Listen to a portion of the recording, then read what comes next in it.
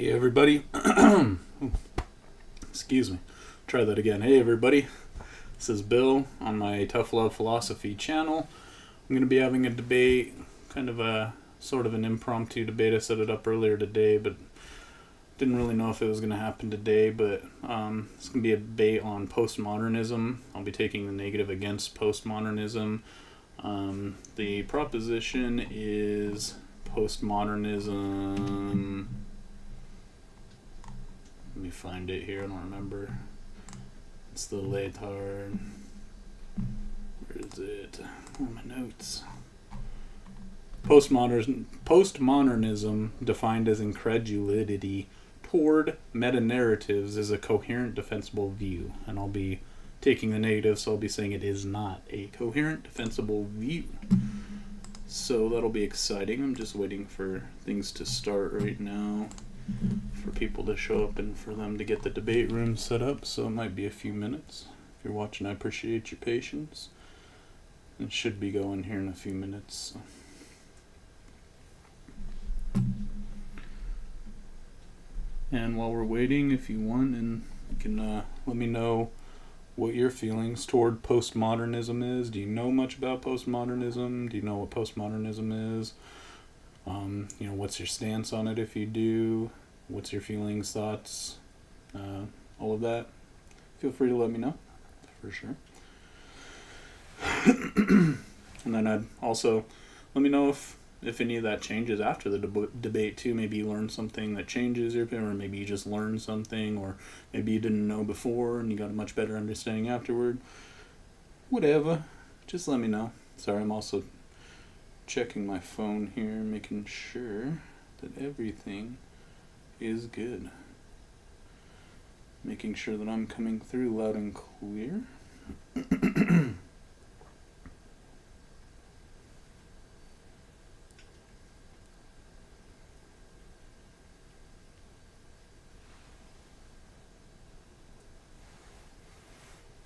I'll be right back.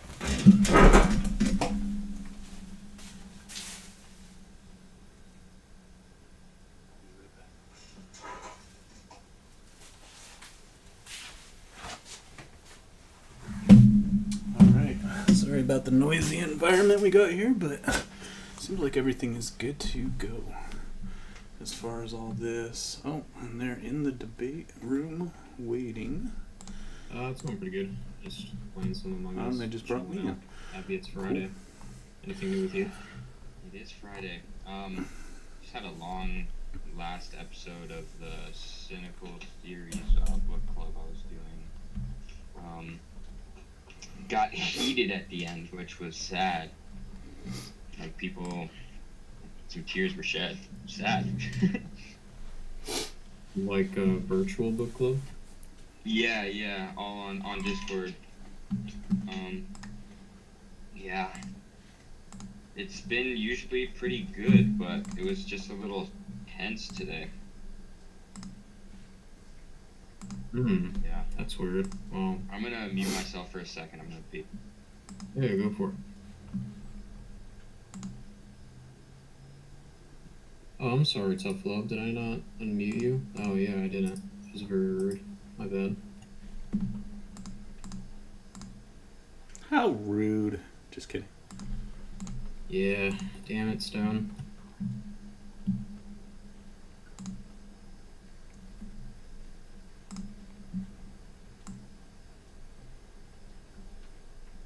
So I'm not too sure on how many people are going to show up for the debate because it is pretty late for some people. It's 11 p.m. for me, and it's like 3 a.m. for others. Yeah, so we can start whenever. Cool. Oh, yeah, sure. Catch the end of this basketball game, perhaps. We'll see. See how fast the debate goes. But, like, 45-minute cap, right? Sure. Did we say that? I'm fine with that. That's fine. I thought that's what we said, but yeah, that's fine with me. Okay, cool. Did you guys want any moderation real quick? I don't think we'll need that. personally. Yeah, no, I don't think so. Okay, cool. Well, if you both are ready to get started, I guess we'll get into it. So we do have an official debate happening. We have deontologists and we have tough love philosophy. For this debate, deontologists is taking the position that postmodernism, defined as incredulity towards metanarratives, is a coherent, defensible view. Tough love philosophy is taking the opposition. Winner will be based upon who concedes. If we don't get a vocal concession, we'll put it to a voting poll in which you, the audience, can decide on who you think performed better overall in the debate. 45-minute time limit, no moderation. Thank you both for debating. You can get started. Some thanks. So, I mean, my proposition is pretty simple. So postmodernism I define using some language that Jean-Francois Lyotard, doing my best French, he defined the term postmodern as incredulity toward metanarratives, so just like a sort of intense skepticism toward metanarratives, and he understood metanarratives as those. So, I mean, a narrative is a kind of story. A meta-narrative is a story about stories. And as it's used here, it's sort of grand, unifying theory of everything that sort of ties several other narratives together and gives them structure. So, key examples of meta-narratives, I'll stick with Lyotard's examples. So, Christianity would be a meta-narrative, insofar as there are several narratives one might have, right? One could have all these different narratives in science, right? And one can believe, well, how is it that, these scientific individual narratives hang together?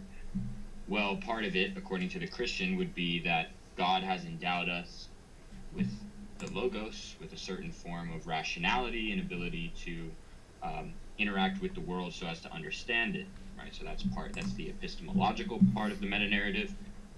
You have the ethical narrative, and the ethical narrative would be the sort of a Christian ethic, and what is it that grounds that Christian ethic, right? How is it that is justified?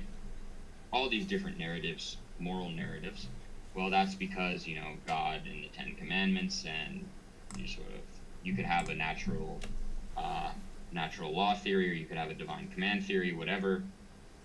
And so you see that Christianity, the doctrine of Christianity, the historical theses of, Christ as the Son of God, but really as God himself somehow, and sacrifice, raised from the dead, and will one day return, right? And you have this grand theory, and that sort of ties everything together. Similarly, you can have Marxism, the view grounded basically, essentially, by a historical or dialectical materialism, which says that the history of society is really explicable in terms of class conflict, and that this class conflict informs the ideology, which tells, which sort of determines what people believe.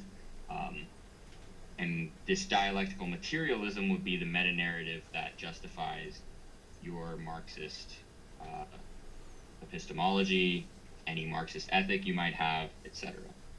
So postmodernism basically says, well, look, these meta-narratives, we've had them for so long, and as attractive as they are, we just can't hold on to them because of all the meta-narratives we've had, none of them seem to really hold up. And perhaps we just have to do without meta-narratives. And so that is, I think, the position. Postmodernism says very skeptical towards meta-narratives. And, I mean, the common objection is that, well, postmodernism is itself a meta-narrative. I think that one can be addressed pretty easily, but I'm not sure whether tough love philosophy, whether you want to address that point or something else, so I'll just leave it up to you.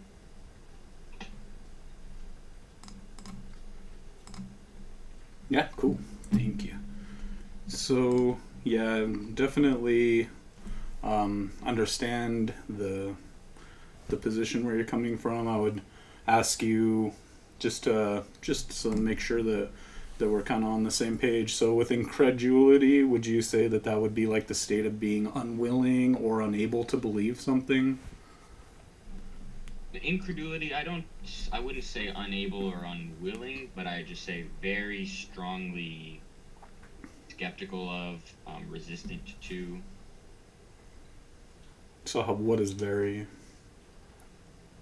I mean, like, someone could be a postmodernist and, try as hard as they can to, well, I mean, then you'd have to get into very technical definitions of belief, and I'm not sure whether that's useful here.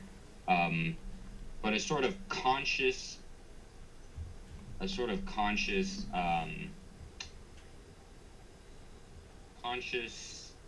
decision to not put faith in metanarratives, something like that. Would you like maybe stay in that conscious decision, sort of a state of being? Would you? I mean, I think you could, but I don't think it's necessary for you to always be sort of consciously aware of that fact. I don't think that, a postmodernist, when they're driving on the freeway listening to the radio, is necessarily like consciously aware of that fact, but it's sort of something that when they're reminded of, that's they fall back on that position. So the incredulity, then, you would say, is conscious, it's not subconscious in any way? Well, I mean, so I think postmodernism would be marked initially by a conscious. Well, I mean, that's the way that I tend to think about it, but I don't know whether I have to think about it that way. Maybe it could be. Okay, no. Okay, yeah. So I want to distinguish postmodernism, which I think I want to mark with the sort of decisive conscious choice to align yourself with the view. And the way that the term originally came into existence was through Lyotard, where he just said postmodern is someone who is, he defines postmodern as a sort of state of incredulity. So for him, right, you could be incredulous towards metanarratives subconsciously. And I would say that's a postmodern way to be, but that's not postmodernism, the sort of, like, you might call it a philosophy or an ideology. Okay. And then metanarrative, would that be kind of like a story, like a narrative account that experiments with or explores the idea of storytelling, or an overarching account or interpretation of events and circumstances that provides a pattern or structure for people's beliefs and gives meanings to their experiences, kind of like a foundation? So you're talking about meta-narratives? Yeah, just like, would you agree that that's kind of what a meta-narrative would be? I wouldn't put it that way, because I don't think that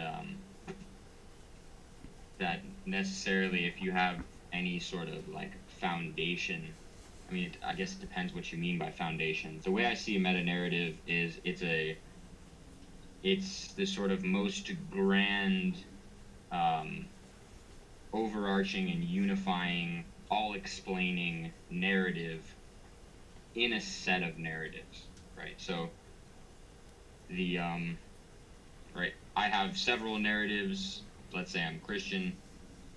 The meta-narrative that sort of structures the rest of my life would be just sort of the doctrine of Christianity, and however you want to characterize it. If I'm like a orthodox Marxist, then it would be like dialectical materialism.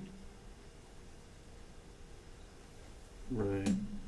Okay. So it's not necessarily, I wouldn't call it necessarily a foundation, but a sort of unifying narrative that makes a bunch of other narratives coherent, and that sort of gives them a sort of higher level of legitimation than they could have on their own.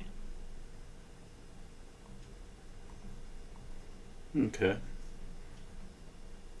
Would you agree with this statement? A narrative is formed when looking at any amalgamation of information. A narrative is formed when looking at any amalgamation of information. Well, when I look in front of me right now, right, I see a curtain. Is this an amalgamation of information, or does it need to be like a sequence over time? Well, but is there like a grant, like a story that's formed about like this curtain coming together, I guess, or coming to where it is, or coming into being? The curtain coming into being, well, I suppose you could tell that story. Is a question whether upon looking at the curtain. So if you could tell the story, would that imply that the story is there? If I could tell the story, would it imply that the story is I don't know what you mean by is there. Like that there's a narrative there, like in your example of the curtain, that looking at that curtain, that you make that there's a narrative that's formed in your mind about that curtain, maybe? Yeah, you could say that, right? If I could tell a story about it, then there is a narrative such that it is the narrative that I could tell. It could be true or it could be false. Okay. And so, like with that example, like you have like the curtain, and you have the story of the curtain, and so you maybe say there's a coffee cup in front of that curtain, right? Would there be a narrative that could be formed by looking at that coffee cup in the same way as with the curtain, like we were talking about? I think that there could also be a narrative about the coffee cup. Okay. So the narrative about the coffee cup and the narrative about the curtain, is there any way that the narrative of those two things would have an overarching narrative about the narratives of those two things, kind of in their interaction or their existence in proximity to each other or something of the sort? Yeah, it's possible that there would be such a story. Okay. So would it be incredulous to have that story? Would it be incredulous? Yeah. Or I'm just not sorry, not would it be, but would it be, would it be, would you be unwilling to believe the story about the existence in that coffee mug, the story about the existence, the story about the stories of those things existing together in the proximity of each other?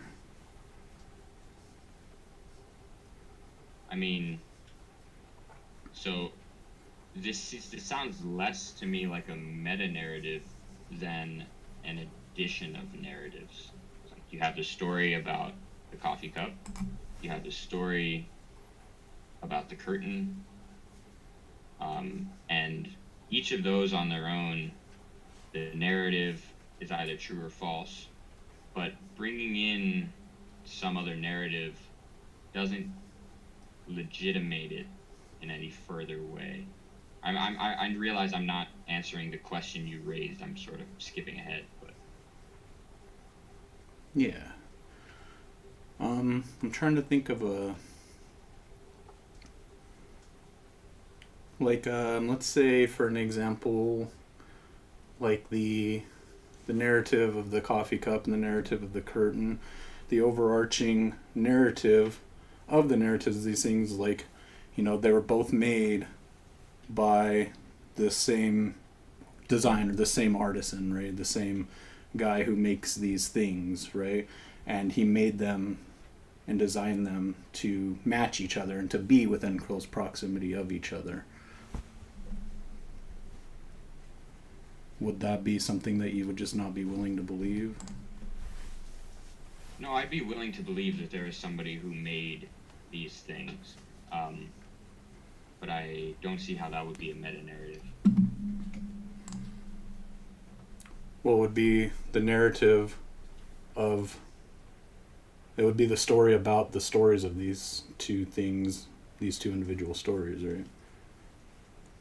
Yeah, but when I say a meta-narrative, it's crucial that there is like this legitimating aspect to it, right? So you could tell the story of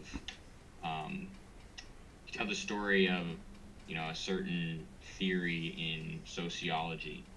That theory itself would be a story, but then explaining how that theory came to be would not be a meta-narrative. The meta-narrative in this sense would be the sort of larger metaphysical grounding of the sociological theory. Because of course I could tell a story about how somebody came to develop this theory, and then I could tell a story about someone telling a story about that, and we could go on forever. The meta-narrative is sort of about what is the metaphysical ground or the ultimate justification of these things. So then the meta-narrative isn't simply just like a narrative about the narrative? Right, because you could do narratives about narratives quite easily. There's nothing like there's a reason I try to give the examples of Christianity and Marxism. Like, if you don't have the belief that, the doctrine of Christianity is true, then there goes your views on free will. There goes your views on the duality of mind and body. There goes your views about what happens after you die. There goes your views about morality. All these things go with that. The meta-narrative is gone. All these other things are gone. But it's not necessarily the case that if you just tell one story and tell a story about the story, that if you didn't have that second story, the first story would be sort of useless. Yeah, I get you. So it seems in a way that you're making the claim that these narratives come from the grand narrative rather than the grand narrative being made up from these narratives. Yes, the meta-narrative is what basically... Well, I mean, you could have the narratives without the grand narrative, but they would not be justified in the same way. They would not be seen as legitimated in the same way if there were no meta-narrative there. So to be justified, they would have to have the grand narrative? Well, of course, now we're going to have to get well, into, that's just what it seems like followed from what you just said. But, so, I mean, people will have different views about the standards for justification. But what I'm saying is not necessarily that, so in the case of being a Christian and my belief in Christianity, say, gives me justification for believing in free will. It's like, well, if I lose the Christianity part, I might still be justified in believing in free will, but I would need some other ground, right? So then it would be logical for that other ground to be the founded from the gap in, I guess, Lyotard, he said, playing with the narratives that have arisen from questioning from questioning. So it's postmodernism is just basically playing with the narratives that have arisen from questioning the grand narrative, right? And that I think that's one way you could think about postmodernism. I think that's fair. Well, that's what Lyotard said. And so he said, multiple theories, multiple truths. We're living in an age where meta-narratives fail to satisfy us, and there's no need to listen to multiple narratives.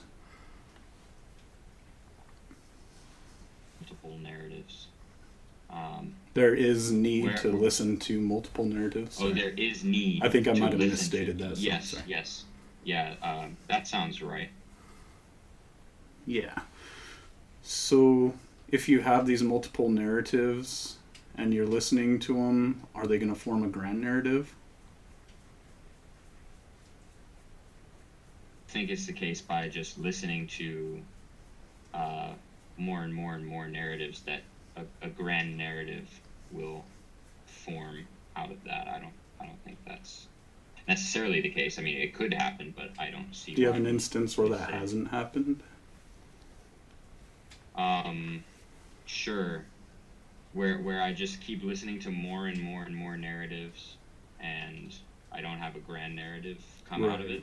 Like, just like as an example, like when you were giving your opening statement, you gave a grand narrative about what postmodernism is. I don't think, I mean, you could call it a grand narrative. There's a sense in which, I took a little bit too long to explain it, and so maybe you would call it... No, you said postmodernism is, and I don't remember exactly what you said, but you were saying that, like, postmodernism is basically, and you, like, kind of gave a grand narrative of what of postmodernism. Well, I mean, what do you mean I gave a grand narrative? Of, like... Are you talking about when I gave the examples of Christianity and Marxism, and I said postmodernism is the rejection of meta-narratives, and here I was just sort of elaborating these examples of what meta-narratives look like. Right. So postmodernism, then, what you're saying is then the grand narrative of these things, these narratives. So, okay, so we are going to take this route then. So, yes, so people often say that, isn't the rejection of meta-narratives doesn't that collapse into its own meta-narrative? Right, and that's exactly. how people want to accuse postmodernism of being incoherent. Exactly. But I don't see why you would have to say that postmodernism is a meta-narrative. Well, wouldn't that be fallacious to say that it's not? You're not using the same standard then, right? Because, you're saying that you have all these narratives, and then you're giving a grand narrative. Which grand narrative am I giving? I mean, you keep asserting that postmodernism, as I've explained it, is a grand narrative. But it's not anything that legitimates in the way that doctrine and Christianity legitimates all those things that I enumerated, or historical materialism legitimates all those other narratives within Marxism. So I'm trying to see what would the analogy be for postmodernism. I don't know, maybe this is isn't it that postmodernism is playing with the narratives that have arisen from questioning the grand narrative, the new narrative? Like the new grand... So wouldn't it result, logically, if you think about it, that postmodernism is playing with the narratives that have arisen from questioning the grand narrative, now the new grand narrative, in your view? Okay. I don't see why. So you said, I need to make sure I got it right. So postmodernism is questioning these meta-narratives,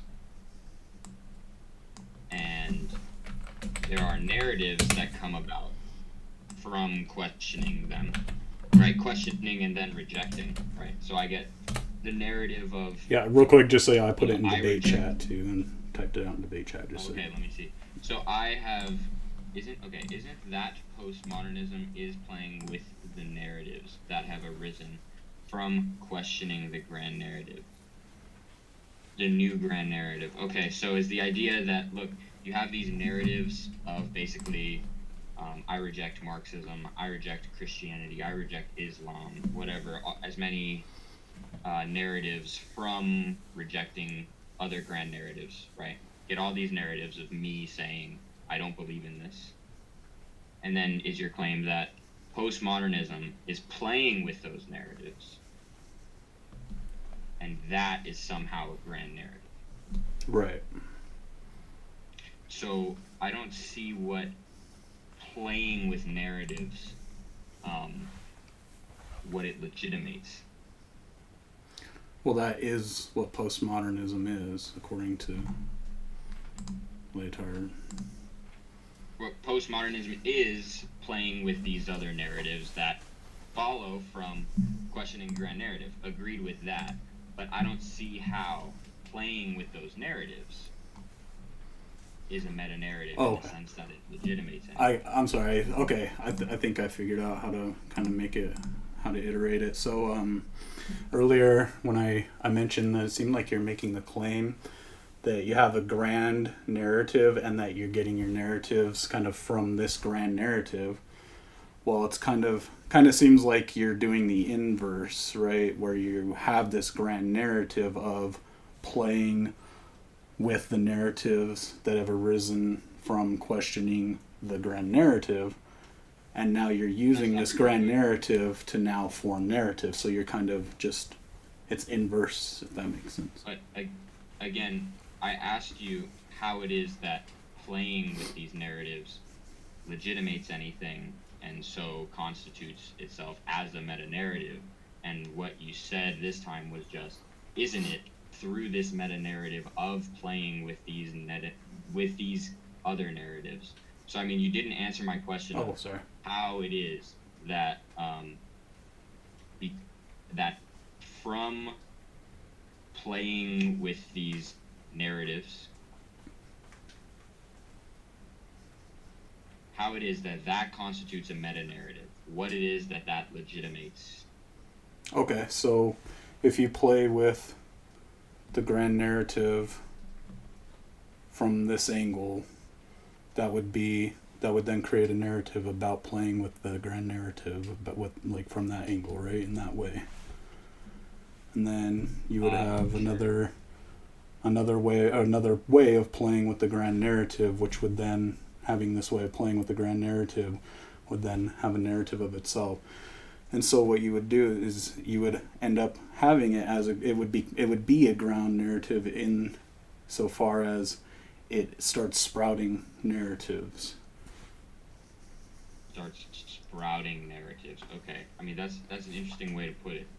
So, I think the distinction that I will want to make here is that I don't need a grand narrative to entertain all of these meta-narratives and reject them, right? And keep generating all these narratives through this sort of postmodern play, right? I don't need any grand narrative to justify that. Whereas, I mean, what you were saying is that it will sprout these new narratives because you can tell the narrative.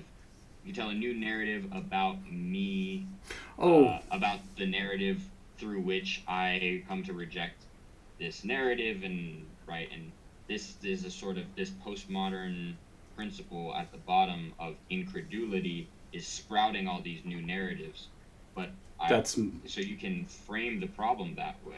Sorry. Real quick, sorry, I messed that up, so that's my bad. I don't know if you've ever seen Willy Wonka and the Chocolate Factory, but strike that, reverse it. I was what I was meaning to say, sorry, is that rather than having this grand theory that you're now sprouting these or this grand narrative that you're sprouting these narratives out of, sorry, that what you are actually doing, or what's happening, is you're having all these narratives and they're kind of growing into this grand narrative. Sorry, I meant the inverse of what I said, and I apologize. That's my error. Okay. No, it's no problem. So just so I know I'm getting it. So it's like through repeatedly entertaining and rejecting these meta-narratives, I am sort of feeding narratives into this sort of, like, I don't know, a heap of narratives that it will eventually a grand narrative constitute a grand narrative. Correct. Yeah. Okay. So this just seems to me as though it's a case of adding narratives to each other. I don't see what this apparent or this alleged grand narrative is doing to legitimate anything.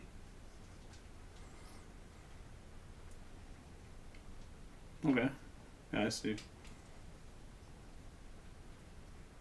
I mean, sorry, you're making a statement. You don't see how that. I mean, I don't.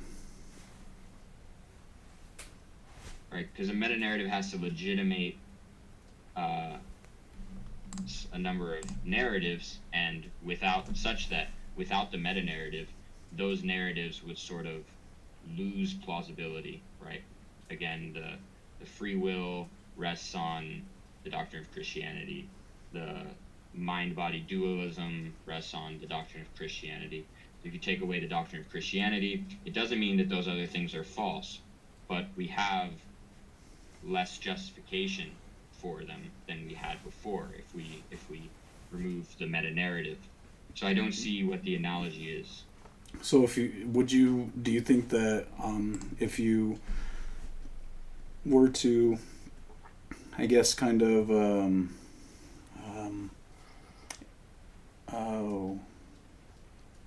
induce enough, like if you were to induce, like oh, sorry, I'm getting an echo. Sorry, I'm getting a bad echo all of a sudden. Yeah, it's good now, I think. I'm sorry, I just, my train of thought was already not that great. I'm sorry. You can go ahead and I'll try to gather myself. Go ahead, sorry. My point was just that we had this new model that you're proposing where we just, I mean, I do remember what you were saying. It was like, with enough induction, I guess the idea would be eventually you get somewhere. Yeah, okay, yeah. So, yeah, exactly. So do you think that with enough induction, if you use enough induction, kind of like the Cat in the Hat would say, if you look enough to where something isn't, that you might find where it is, that like if you induct enough that you would actually find at the bottom, or through all this induction, a grand narrative? Would that be possible? Would you believe that would be possible at all? I don't. So I'm trying to see exactly what you mean by this. Is the idea that, every time I come across a meta narrative, I entertain it, and it turns out, just don't buy it, right? And so I reject it. And this happens, say, once a day, every day. Is the idea that eventually I could just stop entertaining them at all and give myself a sort of overarching principle, which would be, well, don't even entertain the meta-narratives, because since all of the ones from the past you don't believe, you're never going to believe another one. Is that the idea? So, sorry, did you just say you just wouldn't even entertain a meta-narrative, even if one were to show to be true? I raised that as a possible way of phrasing what I thought you might be suggesting. Oh, sorry. I'm not sure what you were trying to get at exactly. Yeah, that's pretty much the gist of it, yeah. Would be that, okay. Do you believe that it would be possible even that through all of that induction and skepticism that there could be a grand narrative that would kind of be found, I guess? Through all, like, I guess, is there anything that you're gaining through this induction that would ultimately lead to there being a possibility that there is a grand narrative to be believed?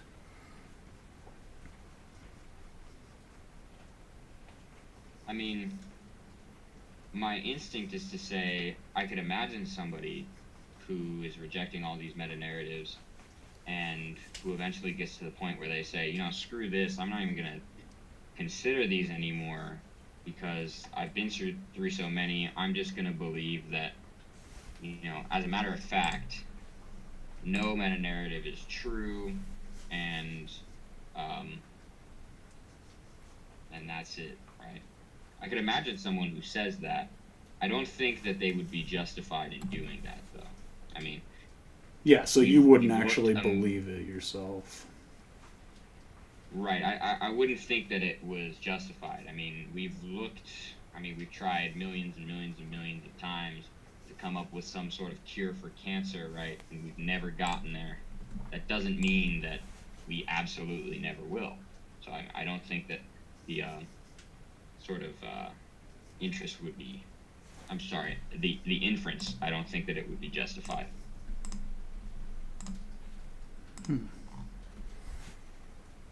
So would that really be coherent if we're actually like trying to actually find something or trying to discover, like use science? Wouldn't that lead to incoherence because we wouldn't be able to believe something if it turned out to be true? So I'm not sure exactly what you mean. Are you saying in order to do science, we would need some sort of meta-narrative? No, saying that you wouldn't believe that science has found a meta-narrative could lead to incoherence because if science found a meta-narrative but you weren't willing to believe it, then that could, if it turned out that meta-narrative was true and it would perpetuate science. Oh, okay. Do you see what I'm saying? So, I guess first point, I'm not sure what it would mean for a science to discover a meta-narrative, but I think that's not necessarily relevant. So put that aside. The question is, wouldn't it be incoherent if, as a matter of fact, science discovered a meta-narrative that was true and you just rejected it because it was a meta-narrative? Yeah. Well, there are two ways that you could critique my view here. You could say, well, look, you believe, because you're a postmodernist and you have this incredulity towards meta-narratives, you end up, believing something that's false. You end up believing that this meta-narrative is false, but in fact, this meta-narrative is true. So that critique, I think my view would be vulnerable to, but I don't think that shows that the view is incoherent. I just think it shows that the view commits me to at least one false belief in this hypothetical where science discovers some meta-narrative that is true. But if the truth of that could perpetuate, existence for, quality of life for human beings, say, and then not believing it is then holding us back, that would, it would be hard to defend that, right? Yeah, I think you could argue that it would be hard to defend that. I guess I just have I don't understand how you could possibly scientifically discover a meta-narrative. And if you could, it would be so contrived in this sort of hypothetical scenario that I don't think it would be a serious objection to postmodernism to say, look, in this counterfactual scenario where somehow we can discover objective metaphysical truths through the scientific method, because you're a postmodernist, you would be committed to missing out on this fact. I'll concede that in such a possible world, I would be committed to missing out on that fact. But I don't think that at all shows that my view is incoherent or that it's indefensible. I think it shows that it's sort of a... Well, but it wouldn't be only you that would be affected by this, right? It would be a lot of people that would be affected. It wouldn't be just you and yours. I understand, but my point is less with... my point is not to deny the significance of the consequences in this possible world.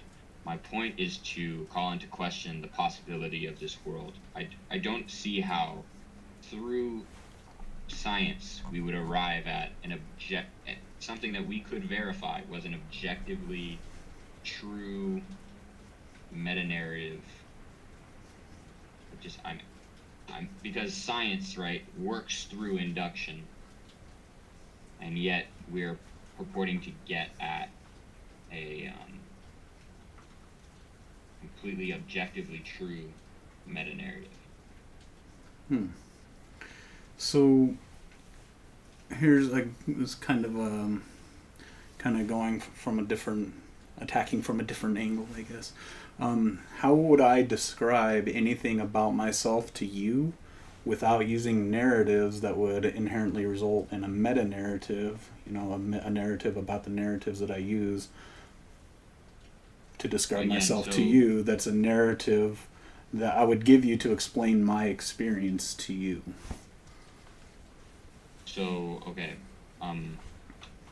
Once again, I don't think it's right to say that because there are narratives about narratives that they're meta-narratives. Because Wasn't that what a meta-narrative is? I mean, according to what meta-narratives are. According to Lyotard. They also serve a crucial function of legitimating the narratives that rest on that meta-narrative, or that rely on that meta-narrative in a particular context for their justification, right? So again, like you could justify a claim like mind, or a narrative like mind-body dualism in many ways, but one meta-narrative it could rest on would be Christianity. Another one it could rest on would be, a complicated argument from one of Plato's dialogues, right? Either way, one of those meta-narratives would be legitimating the narrative of mind-body dualism. I guess I'm just not seeing what is doing the legitimating in the example that you give.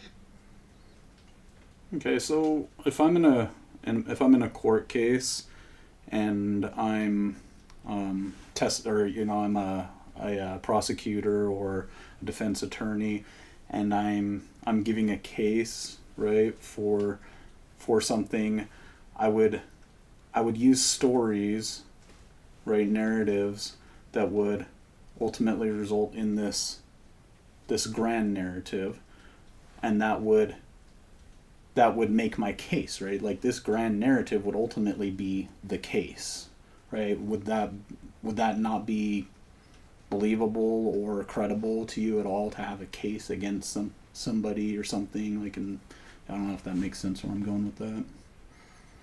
I think you're just using the word grand in a different sense here. I mean, there's several narratives that are relevant to your case. It seems to me like when you say that there's a grand narrative that's sort of like a silver bullet for your case, that really is just the most important of your narratives. I don't see how it is legitimating in any particular way. Would you say that grand would be like denoting the largest or most important item of a kind? Yes, but again, when the reason I used the word grand at all was to describe meta-narratives, and I had a specific definition of meta-narrative, and I used grand to sort of try to help explain the overarching, all-encompassing, legitimating character of meta-narratives. Could you put your definition of meta-narrative in chat? I didn't write it down, but yeah, I could do it quickly. Meta-narrative would be a sort of unifying, overarching theory of everything. So when you say grand narrative, you don't really mean like grand, like in the definition of the word grand and narrative. Like, you mean more of like referring to something else. So like a meta-narrative. Yeah, so the problem is about meta-narratives. So unifying, overarching sort of theory of everything type narratives that legitimate and make coherent several other narratives, something like that. I think that's a fair representation of what I've said. I don't know exactly how I put it, but I think I've been pretty. I don't think I've deviated from that during this debate. Yeah, we are at the 45-minute cap, so we can end it here, but if you both like really just want to keep going for an extra 5 minutes and you both agree on it, I'm fine with that as well. It's up to you.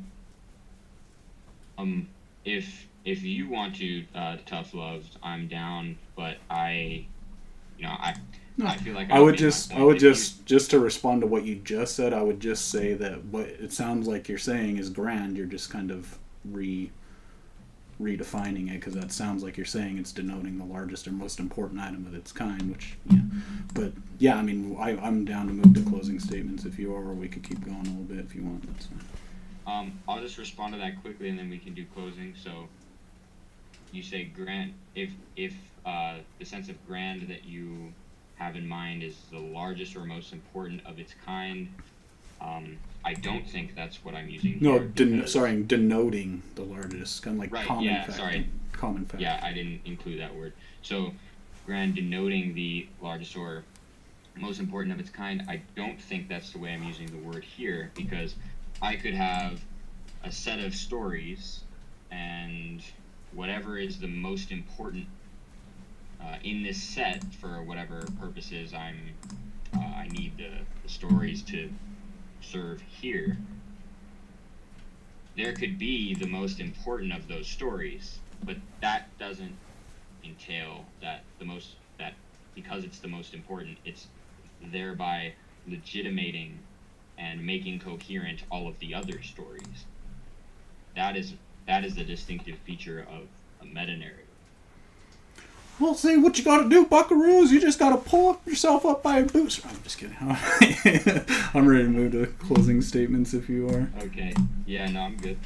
You can go ahead, or if you want, I can go first. I don't know that I have much to say, really. Just, yeah, I feel like I've been pretty consistent and made my view clear, so I think I'm good. Okay. And I would just say, like, for closing, that what I get kind of, one thing that I get, a reductio that I get to, the reductios that I get out of it, I think I did a pretty good job of highlighting how all of these reductios it's kind of like poke a lot of holes into this, and then I think it's definitely enough holes to say that, postmodernism defined as incredulity toward metanarratives is not coherent, defensible view, has way too many holes, things wrong with it, and I think that I've demonstrated that, and I appreciate you guys hosting the debate. I love this server, our 30th server. Definitely thank you guys. Stone, appreciate you, and thanks for hosting the debate. Yeah, thank you for hosting, Stone. And yeah, sorry I didn't finish that. I appreciate you doing it so late. I know it's like late and everything. Appreciate you. It's good. It was fun. Yeah, great debate, guys. Thank you both so much for debating. As always, I really appreciate the content. And to the audience, thank you all for tuning in. I guess now we can just establish which voting poll you guys want to use. So we can use the 3-question one, or we can just use the simple up and down one. Your guys' call. I don't have a preference. Do you? I don't have a preference, but I've never used the 3 questions, so I'll do that just because of that. Let's do it. Okay, cool. For anybody here that's not familiar with the 3-question voting poll, in the debate chat text channel, I'm going to be posting the 3 voting polls. So you must vote on each voting poll for all of your votes to count, and you only have 7 minutes to vote, so please keep that in mind. And if you make a mistake, you cannot change it, so just reach out to me and I can manually change it. And thank you all for tuning in, of course.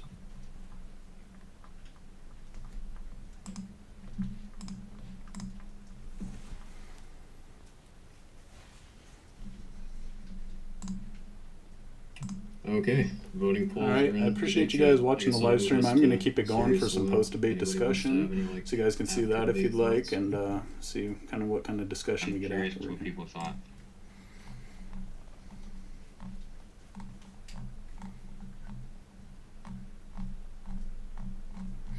Well, you see what I thought. I'm just kidding. Yeah, thanks again, guys. Thank you, Stone, for I know it's like super late for you and stuff, and Yeah, everybody thanks for else. staying up. I know you guys probably pretty late. So. No worries. It's Friday after all.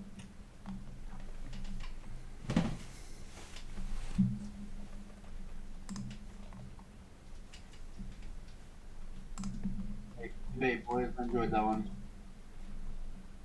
Yeah, that was Thanks. good.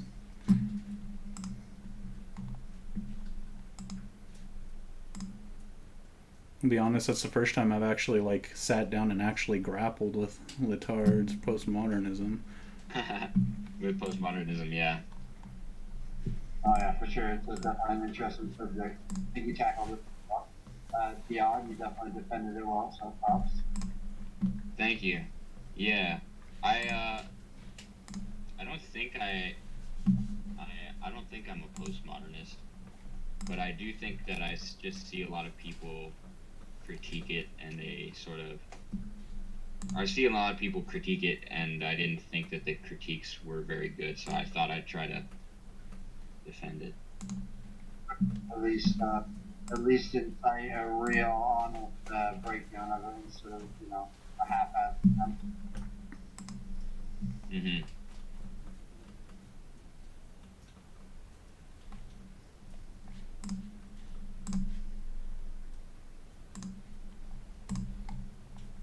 Yeah, I think it's the first debate on this server on that topic. I might make it a hobby horse or something. We'll see.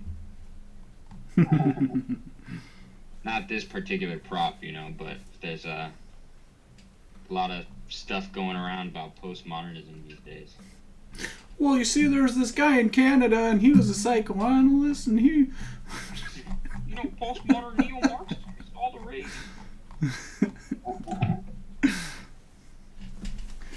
It's so funny when I was pulling up videos, I was like listening to videos in the background at work. Just kept pulling up Jordan Peter, like I'd put it on something, and then the next video start playing Jordan Peterson. Always, Damn it. Postmodern neo-Marxist types, you just can't listen to them. I think they're bloody horrible. Now, this is something that has to be known about postmodernism.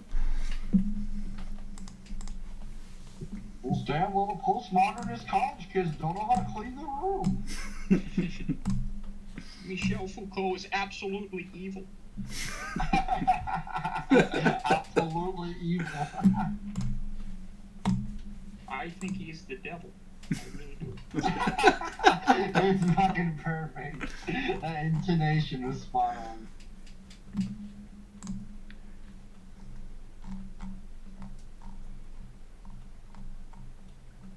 Yeah, I do terrible, but I had to pull it out at least once in the debate. Throw in the Jordan Peterson. Oh yeah, it's too relevant. I didn't have to.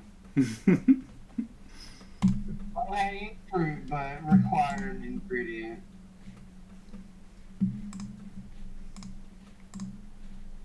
I take it this debate was less spicy than book club, Dion? Oh yeah, man. Yeah, I didn't even get spicy this time, but some other people got spicy, and man, it was sad to watch. It was kind of made me sad, but like, yeah, there was someone in the chat,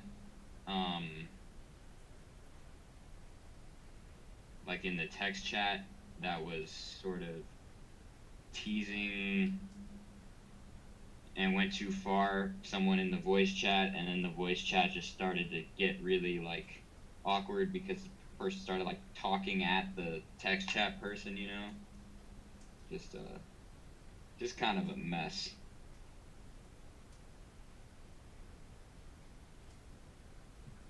Those kind of wires being crossed happens when you have that many forms of communication all going at once. Yep. And we had a lot of people. We had never had this many people in the book club before. I guess it was because it was the last meeting. People wanted to come by. maybe didn't before.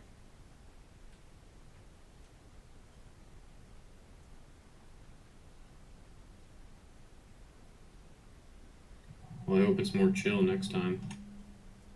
Well, there's no next time because the book is over. Oh, shit. But I guess next time I am in a book club, which probably won't be for a while. So I got academic shit to do. Oh man. Okay, I'm gonna head out, y'all. Probably go to sleep pretty soon. I'm very tired, but thanks everyone for listening. It was a fun time. Yep, GG, man. Have a good night. Yeah, take care, man. Until next time. Adios. You know, take care and have sweet dreams. Okay.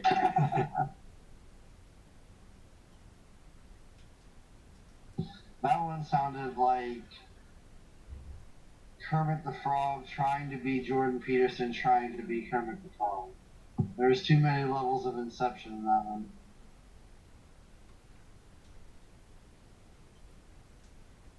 That's a Dion voice impression for you. Wow.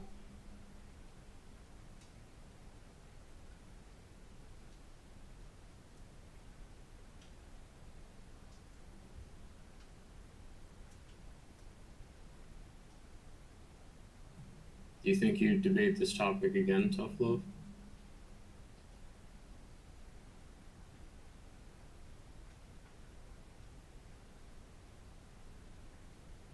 Tough Love, you there?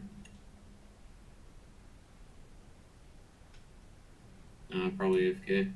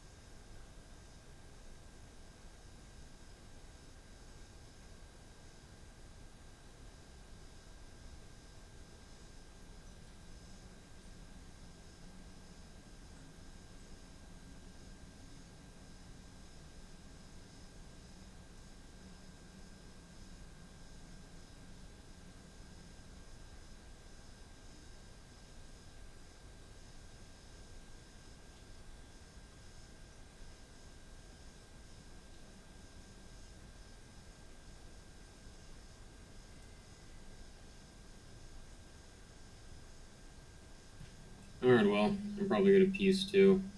Thank you all again for listening to the debate, and if any of you are interested, there is 2 debates tomorrow, both of which for the debate tournament. There's one at 7 p.m. and there's one at 8 o'clock p.m. And as always, mock debate tournaments, so the props will be decided 50 minutes prior to each debate, in case you're interested in listening on that. Yeah, have a good night, everyone, and thank you all for tuning in again. Thank you.